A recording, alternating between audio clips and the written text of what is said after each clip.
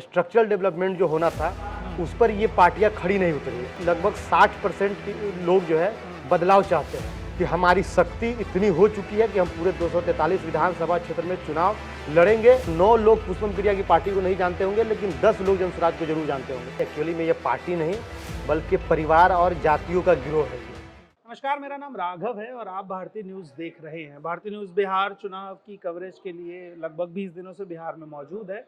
हमने बिहार के अलग अलग हिस्सों के ज़मीनी हालात आपको दिखाए और आज हम पटना के भीतर मौजूद हैं जन सुराज पार्टी के दफ्तर में और हमारे साथ हैं तारिक अनवर साहब, जो कि पार्टी के प्रवक्ता भी हैं और संगठन की कई जिम्मेदारियों में शुमार है। बहुत बहुत स्वागत है तारिक आपका। शुक्रिया आपका। तारिक जी, पहला सवाल ये कि बिहार की राजनीति 3-4 पार्टियों के इर्द गिर्द घूमती है, जिसमें से आरजेडी, जेडीयू, कांग्रेस और बीजेपी। ये जो 5वां धड़ा आप बिहार में मजबूत कर रहे हैं और दावे बड़े बड़े हो रहे हैं, इसकी जमीनी हकीकत क्या है? अभी तक जन स्वराज अगर अपने आप को सेल्फ ऑब्जर्व करे तो कितनी सीटों पर आप अपने आप को मजबूत देखते हैं? देखिए, पहली बात तो यह है कि यहाँ जितनी भी पार्टियां रही हैं, जिन पार्टियों का आपने नाम लिया, वो एक ट्रेडिशनल पॉलिटिक्स करते हुए आ रही है। हाँ। कन्वेंशनल पॉलिटिकल पार्टीज हैं ये, और इनका काम करने का अपना तरीका है। लेकिन बिहार की जनता ने पिछले लगभग 30-40 सालों में बिहार की राजनीति में इतने उतार चढ़ाव देखे हैं, और बिहार में जिस तरीके से डेवलपमेंट होना चाहिए था, विकास होना चाहिए था, स्ट्रक्चरल डेवलपमेंट मैं नहीं कहूँगा, सिर्फ उसको स्ट्रक्चरल डेवलपमेंट जो होना था उस पर ये पार्टियां खड़ी नहीं उतरी। इसलिए बिहार के लोगों के मन में बदलाव को लेकर एक बेचैनी है, और जनसुराज जब धरातल पे जब उतरा है तो ऐसे ही नहीं उतरा है, बल्कि पूरे इसके पीछे एक रिसर्च है। और उस रिसर्च से ये पता चलता है कि लगभग बिहार की आधी आबादी यानी लगभग 60% लोग जो है बदलाव चाहते हैं। और इस नज़रिए से जनसुराज बिहार में एक नई सोच के साथ, एक नए विचार के साथ और सही लोग के साथ एक नई पॉलिटिक्स करने के लिए आई है। तो अब देखिए इसमें कि लोग चूंकि बदलाव के लिए तैयार हैं, किसके तरफ जाएंगे किसके तरफ नहीं जाएंगे ये एक अलग मसला हो सकता है, लेकिन एक विकल्प देने की जो कोशिश थी वो जनसुराज ने बिहार की जनता को, बिहार के मतदाताओं को दिया है। और मुझे लगता है कि बिहार की एकलौती ऐसी पार्टी है जनसुराज जो पूरे 243 विधानसभा क्षेत्र में चुनाव रखने की क्षमता है, चुनाव लड़ने की क्षमता है। तो अब 243 विधानसभा क्षेत्र में जब हम चुनाव लड़ेंगे तो ये अभी बहुत अर्ली होगा, बहुत जल्दबाजी होगा ये बता पाना कि हम कितने सीटों पर जीतेंगे, कितने सीटों पर हारेंगे। लेकिन एक बात मैं बहुत क्लियर करना चाहता हूं कि हमारी शक्ति इतनी हो चुकी है कि हम पूरे 243 विधानसभा क्षेत्र में चुनाव लड़ेंगे और मैक्सिमम सीटों पर चुनाव जीतेंगे। तारिक भाई, लेकिन सवाल तो ये भी है ना कि बिहार नई राजनीति को कहाँ स्वीकार करता है? पुष्पम प्रिया आई, उन्होंने अपना पूरा एजेंडा खड़ा किया, सीट कन्वर्जन नहीं हुआ। मैं आपसे जानना चाह रहा हूँ कि एक डिजिट जो आपके माइंड फ्रेम में हो कि ये तो हम टच कर ही लेंगे, चाहे कोई कितना भी हमारा विरोध कर ले, चाहे कोई पार्टी कितनी भी मजबूत हो, वो नंबर क्या है जिस पर आप लोग अभी स्टैंड कर रहे हैं? देखिए, पहली बात तो ये कि ऐसा नहीं है कि बिहार नई पॉलिटिक्स को एक्सेप्ट नहीं करती है, ये तो बिल्कुल यानी कि कोशिश ही नहीं। पहली बार आप देखेंगे कि जब 77 में जब जेपी मूवमेंट हुआ, 74 के से लेकर 77 तक, उसके बाद बिहार ने एक नई पॉलिटिक्स देखी बिल्कुल, और जनता पार्टी का, जनता दल का, इस सब का उभार हुआ। उसके बाद आप देखेंगे नीतीश कुमार ने समता पार्टी बनाकर इसी बिहार में 2005 में एक नई पॉलिटिक्स की शुरुआत की। उसके बाद आप देखेंगे कि रामविलास पासवान ने भी एक कोशिश की और पहली बार में वो लगभग 27 या 29 सीटें वो जीत कर आए हैं। ठीक है। लेकिन दिक्कत क्या हुआ कि जिस एस्पिरेशन के साथ लोगों ने उन्हें चुनाव जिताया उस पर वो खड़े नहीं उतरे। तो पासवान जी तो बार्गेन कर ले गए ना, तो खड़े नहीं उतरे। इसका मतलब ये हुआ कि लोगों ने अगली बार में उनको यानी कि धरातल पर पहुंचा दिया। उसके बाद अभी तक कोशिश नहीं हुई थी। पुष्पम प्रिया चौधरी की जो आप बात कर रहे हैं, पिछली बार पुष्पम प्रिया चौधरी ने क्या किया, ये चुनाव के लगभग 2 महीना पहले आई पुष्पम, और बिहार की जितनी बड़ी शहर है उसके कॉर्नर पे होर्डिंग बोर्ड लगा दिए, और उसके बाद इन्होंने कहा कि भाई हम बिहार के मुख्यमंत्री बनना चाहते हैं। तो ऐसे नहीं होता है, ग्राउंड पॉलिटिक्स नहीं थी। लेकिन जनसुराज की आपकी स्टडी है ग्राउंड पे, मैं मान रहा हूं। मैं ये कह रहा हूँ कि जनसुराज ने इसका बिल्कुल उल्टा किया। जनसुराज पिछले 3 साल से गांव-गांव में जाकर लोगों को एजुकेट कर रहा है कि नहीं भाई, आप जो है ना बिहार जिस दुर्दशा में जो है ना, जिस बदहाली में है, वहां से निकलना, उसके लिए हमारे पास ये रास्ता है। हमने एक रोड मैप दिया, हमने लोगों को एजुकेट किया। 3 साल में लोगों के जहन में, दिमाग में हमने बैठा दिया कि एक विकल्प है आपके पास। तो आप जब गांव में जाएंगे, लोगों से बात करेंगे, आप एक तरफ पुष्पम प्रिया की पार्टी को रखिए, एक तरफ जनसुराज को रखिए। अगर 10 लोग होंगे तो 9 लोग पुष्पम प्रिया की पार्टी को नहीं जानते होंगे, लेकिन 10 लोग जनसुराज को जरूर जानते होंगे। इसलिए मैं कह रहा हूं कि कोशिश अभी तक नहीं हुई, अब कोशिश हो रही है। तो लोग, जब कोशिश हो रही तो लोग देख रहे हैं उम्मीद के साथ। तो मैं अभी ये नहीं बता सकता कि मैं कितनी सीटें जो है ना हमारी पार्टी को आ रही है, लेकिन बहुत ही अनएक्सपेक्टेड रिजल्ट होगा यहाँ का। और हमारी पार्टी के जो सूत्रधार है आदरणीय प्रशांत किशोर जी, उन्होंने क्लियर कहा है कि या तो अर्श पर होंगे या फर्श पर होंगे, क्योंकि उनका अनुभव है। उन्होंने 10 साल इसी फील्ड में उन्होंने काम किया, रणनीति बनाई है, सेफोलॉजिस्ट की तरह काम किया, डेटा को एनालिसिस किया, तो उनको पता है कि क्या होगा और क्या नहीं होगा। तो थोड़ा सा भी और इंतजार कीजिए एग्जैक्ट फिगर देने अच्छा, के आप कह लिए। रहे हैं कि आप नए तरीके की राजनीति कर रहे हैं। मैं आपकी इस बात से, मेरे जहन में एक सवाल आता है कि बिहार के भीतर जो भी राजनीतिक पार्टियां हैं, वो पार्टी ना होके एक चेहरे का चुनाव करती हैं। अगर आप आरजेडी को देखें तो तेजस्वी वहां पर फेस है और कोई दूसरा चेहरा नहीं दिखते हैं।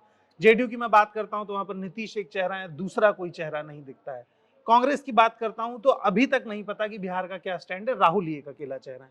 आपकी पार्टी में तो प्रशांत जी का अकेला चेहरा है। कौन आपकी पार्टी में, आप जिस जन स्वराज की बात करते हैं उसमें दूसरा चेहरा कौन है? ऐसी बात नहीं है। ये जो पार्टियों का आपने नाम लिया है, एक्चुअली में ये पार्टी नहीं बल्कि परिवार और जातियों का गिरोह है ये।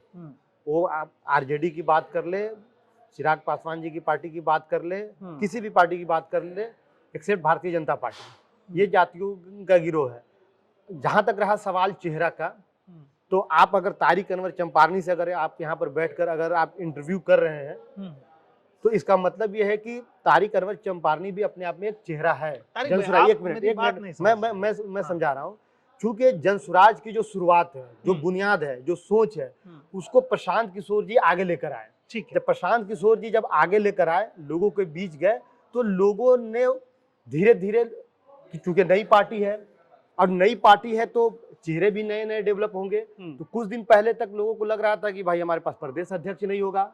आदरणीय मनोज भारती जी निकल कर आए, प्रदेश अध्यक्ष है, एक चेहरा है हमारे।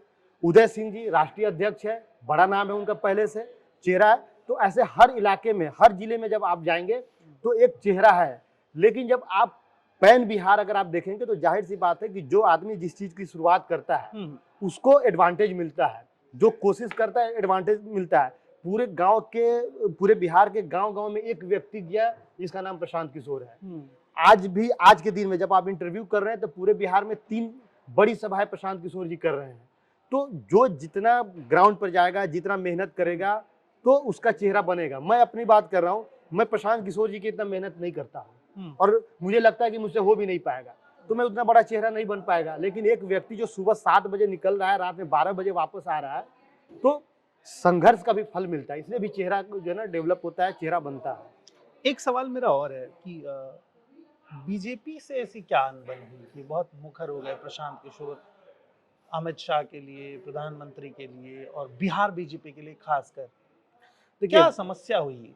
देखिए, जहां तक सवाल है बिहार का, तो बिहार में 2 पार्टियां फ्रंट पे रही हमेशा, एक आरजेडी और दूसरा जेडीयू। ठीक है, बिहार को अगर आप देखेंगे तो 2 पार्टियां यहाँ पर हमेशा जो है ना लीडिंग रोल में रही है। एक राष्ट्रीय जनता दल यानी लालू प्रसाद यादव जी की पार्टी और दूसरी जेडीयू नीतीश कुमार जी की पार्टी। लेकिन इन दोनों को बैकअप कौन दे रहा है? कांग्रेस दे रही है राष्ट्रीय जनता दल को, बीजेपी दे रही है जेडीयू को। पिछले 15 सालों से, लगभग 20 सालों से बिहार में एनडीए की सरकार है, नीतीश कुमार जी के नेतृत्व में यहाँ सरकार चल रही है। उसको बैकअप किसका है? भारतीय जनता पार्टी का। और भारतीय जनता पार्टी की अभी तक छवि ये थी कि भाई ये बहुत भले लोग होते हैं, बहुत भ्रष्ट, यानी कि इन लोगों के ऊपर भ्रष्टाचार का कोई दाग नहीं होता है, किसी भी तरह का दाग नहीं होता है। लेकिन किसी ने हिम्मत नहीं की थी कि उनको एक्सपोज करे।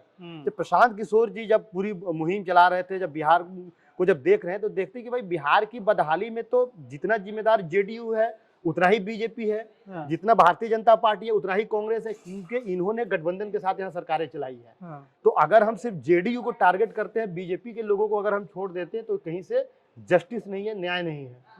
अगर लालू यादव जी को अगर हम टारगेट कर रहे हैं, नीतीश आरजेडी को टारगेट कर रहे हैं और कांग्रेस को उसका जिम्मेदार नहीं ठहरा रहे हैं, तो ये कहीं से भी जस्टिस नहीं है। तो इसलिए भारतीय जनता पार्टी के जितने भी मंत्री हैं, जिनके ऊपर जिन्होंने बिहार को लूटा है, उसको हम लोग एक्सपोज कर रहे हैं।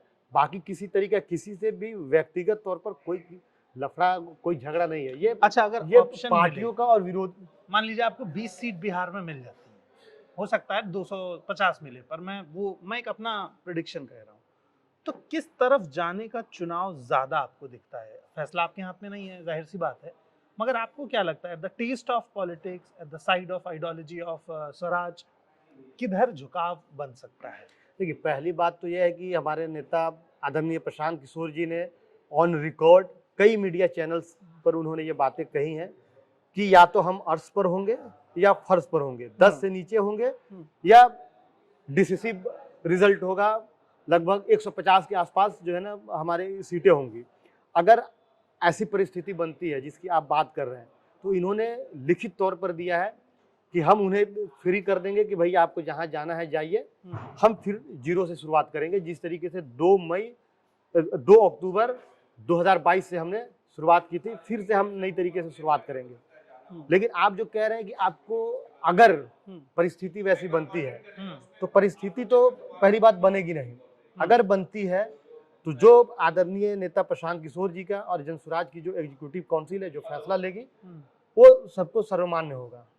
एक आरोप और लग रहा है आप पे, और वो बार बार कई राजनीतिक पार्टियां भी लगाती हैं, आपके पास आने वाले पैसे का सोर्स क्या है? क्या ये पैसा बीजेपी फंडेड है? आपके नेता मंच पर इसको लेकर के बयान भी दे चुके हैं। राजनीति में ट्रांसपेरेंसी बहुत जरूरी है। अगर मेरे पीछे पैसा बीजेपी का है तो वफादारी भी तो बीजेपी की ही होगी। देखिए, 2-3 बातें हैं। पहली बात तो ये कि जो लोग सवाल करते हैं जनसुराज से, प्रशांत किशोर जी से कि पैसा कहाँ से आ रहा है, तो इस देश में जितनी भी पार्टियां चल रही हैं, सभी को कहीं ना कहीं से पैसा आ रहा है, तभी पार्टी चल रही है। तो पहले उन पार्टियों को, जो हमसे पहले जो पार्टियां हैं, उनको ये क्लियर करना चाहिए कि भाई उनको पैसा कहाँ से आ रहा है। नहीं, ये तो मैं आ रहा हूँ आपके सवाल के जवाब पर मैं आ रहा हूँ कि उन्हें भी ये बताना चाहिए कि उनको पैसा कहाँ से आ रहा है। आरजेडी हो, जेडी हो, बीजेपी हो, ये बिहार में सरकार इनकी रही है, ये जनता का पैसा लूट कर सरकार चला रही है। ठीक, एक चीज। अगर उनके पास कोई फंडिंग एजेंसी नहीं है, कहीं से अगर फंडर नहीं है, एक चीज। दूसरी बात यह है कि प्रशांत किशोर जी ने हमेशा कहा है, ऑन रिकॉर्ड कहा है, मीडिया चैनल्स के माध्यम से कहा है कि इस देश में बहुत सारे सरकारें ऐसी रही है जिसको चलाने में हमने, यानी प्रशांत किशोर जी ने कंधा लगाया है। ठीक है। तो जिनको इन्होंने कंधा लगाया है, उनके भी मदद करने वाले लोग रहे होंगे, XYZ कोई भी हो सकता है। ठीक है। तो जो लोग उनको मदद कर रहे हैं, उन्हीं में से कुछ लोग जनसुराज को भी मदद उनसे मिल रहा है।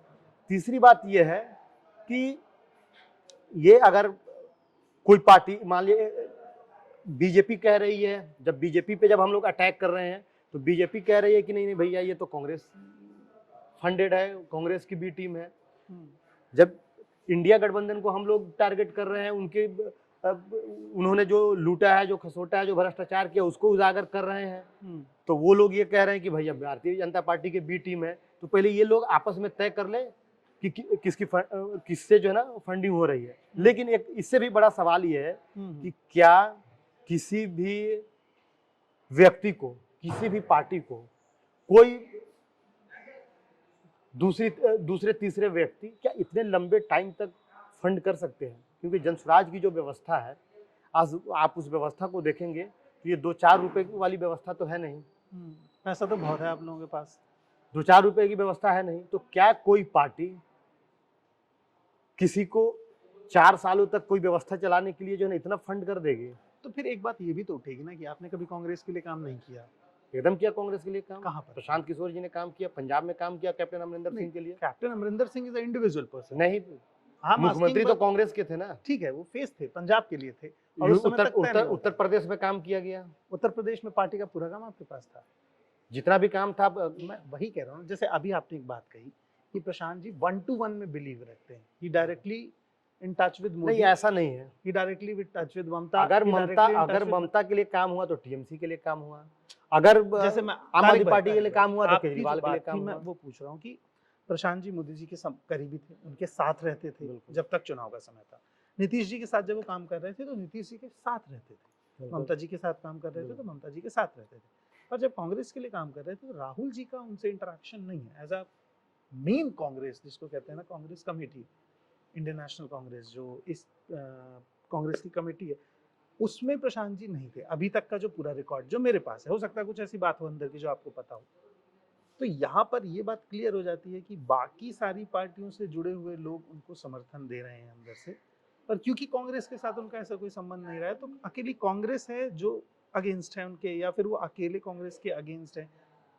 देखिए, ऐसा हो ही नहीं सकता कि एक नेशनल पार्टी का, एक स्टेट का चीफ मिनिस्टर अपने से ये डिसीजन ले ले कि हमको किसी दूसरे आदमी का सपोर्ट चाहिए। हो ही नहीं सकता। भारतीय जनता पार्टी का कोई अगर चीफ मिनिस्टरियल कैंडिडेट है किसी स्टेट में, वो कभी भी डिसीजन ले ही नहीं सकता आला कमान के बिना, या नेशनल एग्जीक्यूटिव भी उसकी होगी।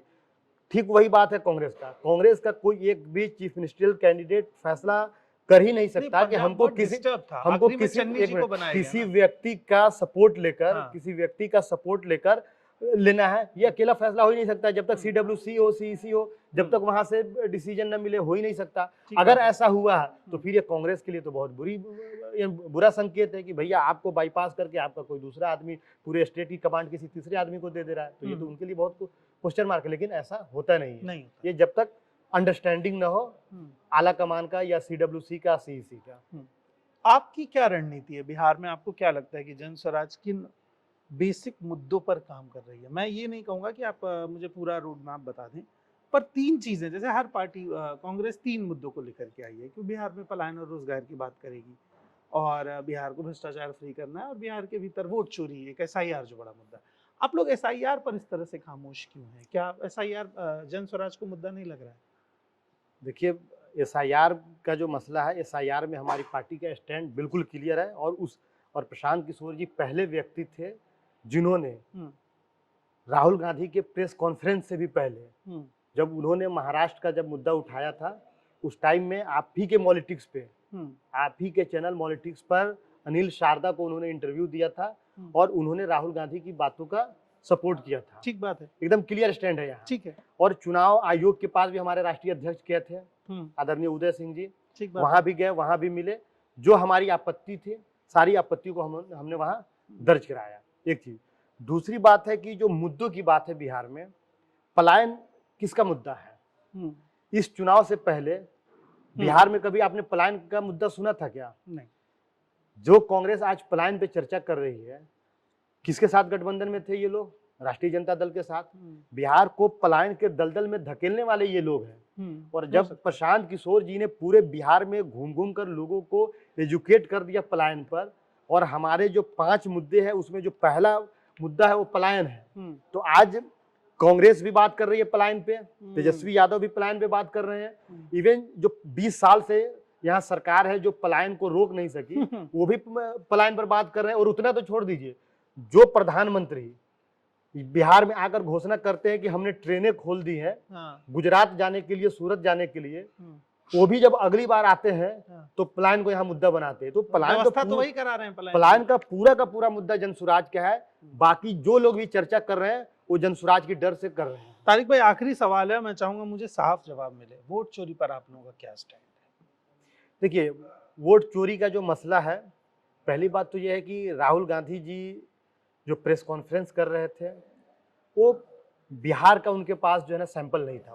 वो सैंपल बेंगलोर का था, वो बिहार का सैंपल नहीं था। खैर, उनका अपना मसला है।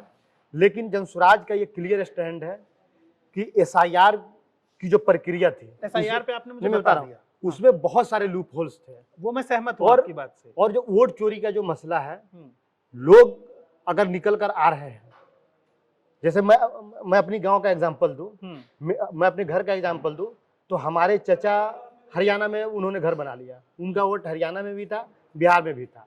इस बार हमने क्या किया, चचा ने अपना नाम यहाँ से कटवा लिया, वो हरियाणा में वोटर रह गए। वो अब वो कल होकर यहाँ पर आकर मीडिया के सामने बोल दे कि मेरा नाम जो है ना मेरे गांव से बिहार से काट दिया गया, तो इसको लोग वोट चोरी कहेंगे या मैं कह रहा हूं कि आप सुधार कहेंगे। आप एक पार्टी है, राजनीतिक पार्टी। ये बात अलग है कि आप खुद को बिहार तक सीमित कर रहे हैं, पर ऐसा तो नहीं होगा। भविष्य तो आप पूरे देश में देखते होंगे।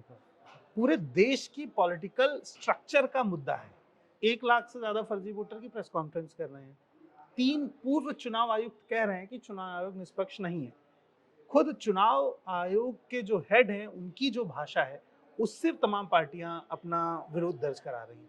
मैं आपसे इस देश की राजनीतिक पार्टी का प्रवक्ता होने के नाते पूछ रहा हूं कि अगर वोट चोरी जैसा मुद्दा उठ रहा है तो आप इसको अपने से अलग कैसे कर सकते हैं? ये राहुल जी का व्यक्तिगत मुद्दा नहीं हो एकदम सकता। अपने से अलग नहीं है। हमारे नेता आदरणीय प्रशांत किशोर जी ने ऑन रिकॉर्ड ये बातें कही है प्रेस कॉन्फ्रेंस के जरिए, मीडिया के जरिए, कि पिछले यानी 2014 के बाद चुनाव आयोग के क्रियाकलाप पर संदेह है और इसका चुनाव आयोग को आकर जवाब देना चाहिए। ठीक बात है। और जब ये बात कह रहे हैं तो जाहिर सी बात है कि जो वोट चोरी का जो आरोप है ये इसमें शामिल है। यानी हमारी पार्टी का भी ये मानना है कि अगर चुनाव आयोग के ऊपर अगर ये आरोप लग रहा है कि भाई वोट चोरी हुई है तो आपको आकर पब्लिक को जवाब देना चाहिए। ठीक बात है। आपको अकाउंटेबल बनना होगा, चुनाव आयोग को हो या जो चीफ इलेक्शन कमिश्नर है उसको अकाउंटेबल बनना होगा और जनता को संतुष्ट करना पड़ेगा कि भाई आपके ऊपर जो वोट चोरी का आरोप लगा है इसका आकर या तो आप खंडन कीजिए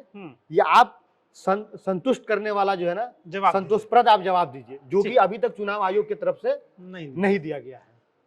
तो बिहार चुनाव के तमाम बड़े मुद्दों को लेकर बातचीत हुई, चाहे वो एसआईआर हो, चाहे वोट चोरी हो, चाहे फिर युवाओं का पलायन का मुद्दा हो। आरजेडी, जेडीयू और बिहार की राजनीति में किस तरीके से बाकी पार्टियां काम कर रही हैं, उन पर क्या आरोप हैं, क्या उनके मुद्दे हैं, उसको भी लेकर बात हुई। तारिक अनवर जी बहुत बहुत शुक्रिया आपका। बहुत शुक्रिया और बहुत शानदार बातचीत रही। मैं चाहूंगा कि आगे भी आप अपनी पार्टी के स्टैंड को लेकर के ऐसे ही मुखातिब रहें। और जाते जाते मैं चाहूंगा कि आप जो गुजारिश जनता से करना चाहते हैं, जो बिहार की जनता को आप मैसेज देना चाहते हैं, वो जरूर दें और उनसे अपील करें कि वो भी भारतीय न्यूज़ को सब्सक्राइब करें।